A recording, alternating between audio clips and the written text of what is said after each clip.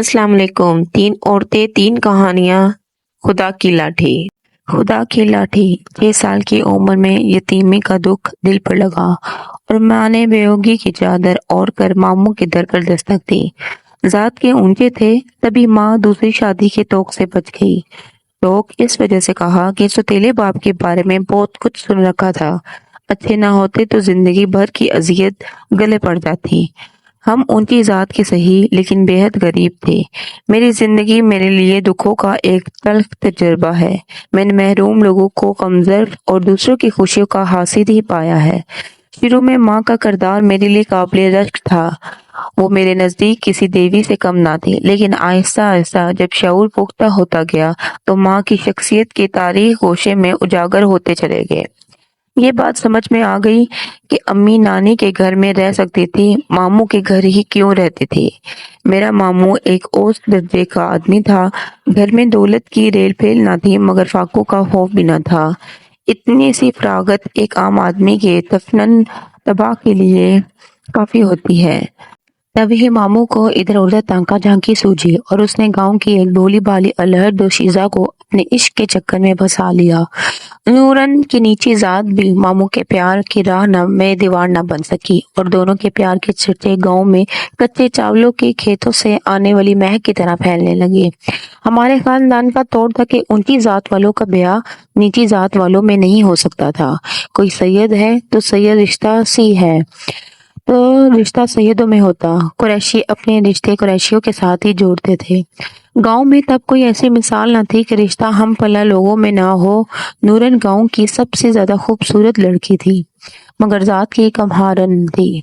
پھر جب ماموں نے خاندان میں اعلان کر دیا تو نور کماری کے علاوہ کسی سے شادی نہ کریں گے تو جیسے قیامت ٹوٹ پڑی۔ نانی نے دونوں ہاتھوں سے اپنا سر پیٹ ڈالا مگر ماموں کی ضد کے سامنے کسی کی نہ چلی۔ انہوں نے نورن کی خاطر خاندان بھر کو خفا کیا اور خدا حافظ کہہ کر چلے گئے۔ اس کمہارن نے اس کے والدین کے گھر جا کر نکاح پروا لیا۔ نانی غریب روتے روتے بے ہوش ہو گئی اور کہ ہائے میرے بیٹے کو مٹی کے برتن بنانے والے نے پیار کا جھانسا دے کر کسی بھٹے میں جھونک دیا ہے۔ وہ روتی جاتی تھی اور کہی جاتی تھی، ارے کمہارن، جو میں نے تجھ کو اپنے بیٹے کے گھر بسنے دیا تو میرا نام بھی مہجبین نہیں۔ ان دنوں نانی بہت آزردہ رہا کرتی تھی اور امی بیوہ ہو کر میکے چلی آئی تھی۔ ایک دن نانی میری ماں سے بولی، عالیہ تو بھائی کے گھر جا کر رہ اور اس نورن کمہاری پر نظر رکھ، ہو سکے تو ایسی چال چلنا کہ یہ کمزاد چھو کرمی 2-4 دنوں میں ہی میرے بیٹے کے گھر سے چلتی پھرتی نظر آئے۔ ماں جان آپ فکر مت کیجیے، بس چند ہی دنوں میں صبر کر لیں۔ ان دنوں میں 9-10 سال کی تھی جب ہماری والدہ صاحبہ نے اپنی بھابھی اور بھائی کے گھر میں مستقل ڈیرا ڈال دیا۔ ماموں مومانی نے خندہ پیشانی سے ہمارا استقبال کیا۔ نورن مومانی نے تو بہت زیادہ خوشی کے ساتھ میری ماں کو خوش آمدید کہا، مجھے بھی پیار سے رکھا۔ وہ بظاہر خوش نظر آتی تھی کہ گھر میں 1 سے 2 عورتیں ہو گئی تو ہو گئی تھی۔ ماموں کی نورن سے شادی کو 1 سال گزر چکا تھا۔ شادی کے دوسرے برس ان کے ہاں جڑواں لڑکے ہوئے تھے جو نوزادگی میں ہی وفات پا گئے تھے۔ سال کے بعد ایک لڑکی نے جنم لیا جو بہت خوبصورت اور صحت مند تھی۔ اس دوران امی پیار و محبت سے اپنی بھانجی کے ساتھ رہتی اور بچی کی دیکھ بھال کے بہانے جب ماموں کے ذہن کو گرفت میں کر لیا تو غیر محسوس طریقے سے ان کے گھر میں زہر پھیلانا شروع کر دیا۔ اب اکثر مومانی سے الجھ پڑتی۔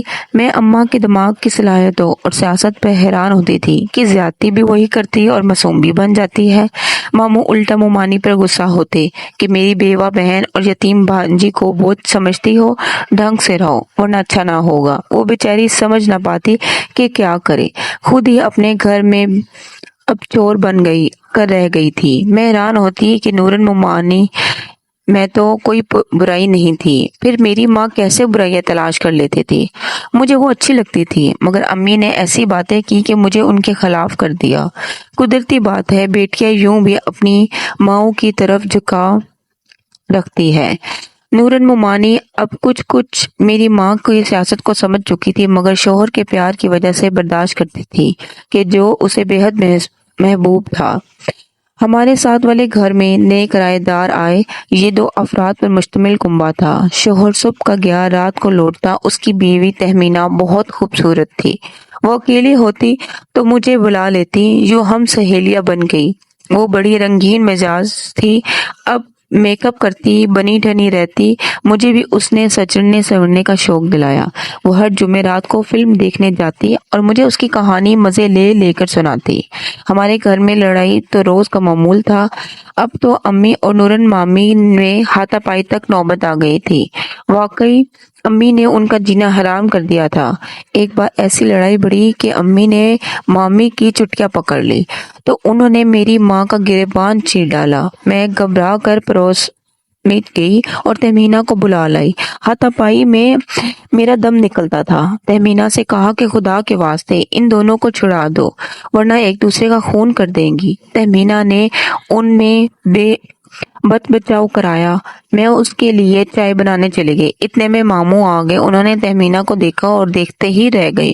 وہ جلدی سے بھاگ کر اپنے گھر چلی گئی۔ اب ماموں تہمینہ کو پوچھتے اور وہ ماموں کے بارے میں قریدتی۔ میں دونوں کی دلچسپی سمجھ گئی۔ تہمینہ نے میرا ذریعہ ماموں کو ایک گول مول پیغام دیا اور وہ سمجھ گئے۔ اس بات کو 2 دن ہی گزرے تھے کہ ایک محلے دار لڑکی نے مجھے بتایا کہ تمہاری پڑوسن تمہارے ماما جی کے ساتھ فلم دیکھنے گئی تھی۔ میں بہت حیران ہوئی۔ ماں سے ذکر کیا تو اماں تو کھل گئی جیسے ایک نیا محاذ ہاتھ آ گیا ہو۔ بولی، اب آئے گا اس کمہار زادی کو مزہ کہ اسے طلاق نہ دلوائی تو میرا نام عالیہ نہیں۔ ماں کا اشارہ ملتے ہی میں پکی کٹنی بن گئی۔ اب ماموں کو بھی دشواری نہ رہی۔ جو بات تہمینہ نے ماما جی سے کہنی ہوتی مجھ سے کہہ دیتے۔ چھت پر ان کی ملاقاتوں کی بھی میں نگرانی کرتی۔ ایک بار تہمینہ نے فلم دیکھنے کو کہا۔ ماما جی جو ناراض ہوں گے وہ بولی ہوتے ہوں گے اب نہیں ہو سکتے۔ جب وہ میرے ساتھ لے کر سینما ہال پہنچی تو وہاں ماموں تھے۔ میں نے بھی ان دونوں کے ساتھ فلم دیکھی مگر سوچا کہ ماموں ہے پکے بے شرم، انہیں غیرت تو نہ آئی کہ بھانجی بھی ساتھ ساتھ ہے۔ میں نے امی کو بتایا، وہ خوش ہو گئی۔ اب میں ہر روز ادھر کی بات ادھر اور ادھر کی بات ادھر کرنے لگی تھی۔ اس پیغام رسائی میں خود میرا ابھی دل چاہتا کہ کوئی ایسا ہو جو میرا انتظار کرے، جو مجھ کو فلم دکھانے کے لیے موجود ہو۔ میرے ذہن میں عجیب و غریب خیالات کروٹیں لینے لگے۔ ماموں کے اس عشق کی نحوست نے میری پوری نفسیات خراب کر کے رکھ دی۔ ادھر ماموں نورن بہت پریشان تھی۔ جب سے ماموں کی تہمینہ سے خفیہ دوستی تھی تو انہوں نے اس بات چیت چھوڑ دی تھی۔ وہ حیران تھی کہ یہ کیا ماجرا ہے، گویا ہم ایک طرف اور وہ اکیلی ایک طرف۔ اس پر جب میں نے دیکھا کہ ان کی نیا مجدار میں ڈول رہی ہے، ماموں سے ان کی الٹی سیدھی شکایتیں کر کے خوب پٹوایا۔ ماموں اب میری بات بہت سنتے تھے اور ممانی صبر کرتی تھی۔ ہماری سازش رنگ لائی۔ ہم دونوں ماں بیٹی اس کو رلا کر ایسی خوش ہوتی جیسے ہم نے کوئی بڑا کارنامہ سر انجام دیا ہو۔ ایک دن تہمینہ نے مجھے بتایا کہ میرا شوہر دوسرا مکان تلاش کر رہا ہے، اپنے ماموں کو بتا دینا کہ مجھے بھگا لے جائے، اب میں اس کی جدائی برداشت نہیں کر سکتی۔ میں نے یہ پیغام ماما جی کو دیا۔ ان پر تو عشق کا بھوت سوار تھا۔ انہوں نے امی سے بات کی اور ماں نے تہمینہ کو اپنے بھائی کے ساتھ بھگانے میں مدد دی۔ یہ دونوں دوسرے ہی دن غائب ہو گئے۔ صبح نورن مامی کو جب پتا چلا تو انہوں نے رو رو کر برا حال کر لیا۔ جب وہ رو رہی تھی تب نہ جانے کیوں مجھے دکھ ہو رہا تھا۔ تہمینہ کے شوہر نے ماموں پر پرچہ کرا دیا اور کہا، اگر میں نے اپنی بے عزتی کا بدلہ نہ لیا تو اپنے باپ کا نہیں۔ نورن ممانی نے جب یہ سنا تو اپنے حواس کھو دیے۔ دوسرے دن اس نے خود پر مٹی کا تیل چھڑکا اور جل کر مر گئی۔ اس دن مجھے اتنا دکھ ہوا کہ خود سے نفرت سی محسوس ہوئی۔ اس کے ساتھ ماں اور ماموں سے بھی نفرت ہو گئی تھی۔ اماں اور نانی نے تو سکھ کا سانس لیا کہ اچھا ہوا خود ہی جل کر مر گئی، مگر ان کی یہ باتیں اب میرے دل میں درد بن کر اترنے لگی۔ ایک دن میں جا رہی تھی، ایک 10 سال کا لڑکا میری طرف بھاگا ہوا آیا اور میرے سرے برقع کھینچ لیا۔ برقعے کے اوپر کا حصہ اتر گیا۔ ایک نوجوان کھڑا یہ سب دیکھ رہا تھا۔ اس نے لڑکے کو برا بھلا کہا اور میری جانب آ کر پوچھا، آپ کہاں جانا ہے؟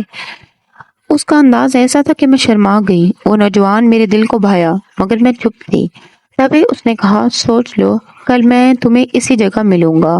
گھر آئی تو سینے میں دل یوں دھڑک رہا تھا جیسے ابھی اچھل کر باہر آ جائے گا۔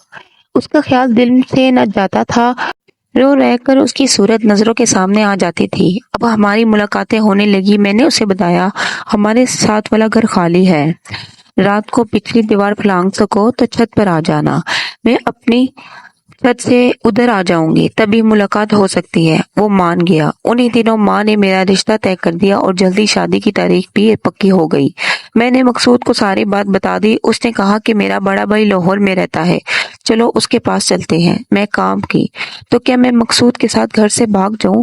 جب اس کی جدائی کا خیال آتا تو یہی فیصلہ کر لیتی کہ جو ہو سو ہو، میں اس کے ساتھ لاہور چلی جاتی ہوں۔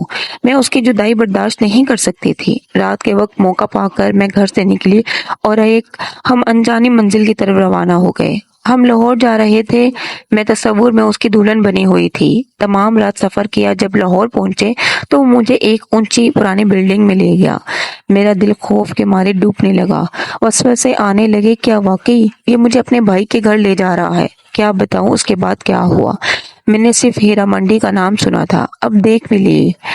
15 دن میں وہاں رہی۔ نئے مہمان آتے رہے اور میری مجبوری سے فائدہ اٹھاتے رہے۔ اب پتہ چلا کہ مجھے کسی سازش کے تحت یہاں لایا گیا تھا۔ تہمینہ کے شوہر کو اندازہ تھا کہ میں اس کی بیوی کی پیغام رسائی کرتی تھی، کیونکہ ان کے گھر صرف میں ہی آتی جاتی تھی۔ ماموں سے بدلہ لینے کے لیے اس شخص نے اپنے بھائی کو میرے پیچھے اسی مقصد سے لگایا تھا کہ میں ان کے قریب پھنس جاؤں، اور میں بیوقوف 16 سال کی لڑکی پھنس ہی گئی۔ اس نے قسم کھائی تھی کہ وہ اپنی بے عزتی کا انتقام لے گا، سو اس نے لے لیا۔ اس نے سوچا ہوگا کہ بیٹی نہ صحیح بھانجی صحیح، بھانجیاں بھی تو بیٹیاں ہی ہوتی ہے۔ سب کیا دھرم میری اماں کا ہی تو تھا۔ آخر ایک پھول والے کو مجھ پر ترس آ گیا جو بلڈنگ میں مجرے پہنچانے آیا کرتا تھا۔ اس نے کہا میں تم کو یہاں سے بھگا دوں۔ میں نے اس پر بھروسہ کر لیا۔ اس نے مجھے کسی طرح بلڈنگ سے نکالنے کا طریقہ بتا دیا، اور جب میں سڑک تک آ گئی تو وہ مجھے کسی نقل جگہ لے جانے کی بجائے سیدھا اڈے پر لے آیا اور پنڈی جانے والی گاڑی میں بٹھا دیا۔ گھر پہنچی تو کس حال میں ماں کو ساری بات بتائی تو وہ بہت روئی، مگر اب کیا ہو سکتا تھا؟ دریدہ چادر تو سل سکتی تھی، مگر گئی عزت واپس نہیں مل سکتی تھی۔ ماں نے اس دن نورن کمہاری کو یاد کیا اور رو رو کر اس کی روح سے معافی مانگی۔ ہم ماں بیٹی کو اپنی غلطی کی سزا مل چکی تھی۔ سچ ہے، اللہ کی لاٹھی بے آواز ہے۔ کسی کو برباد کرنے والے خود بھی برباد ہی ہوتے ہیں، کیونکہ مظلوم کا بدلہ اللہ دیتا ہے۔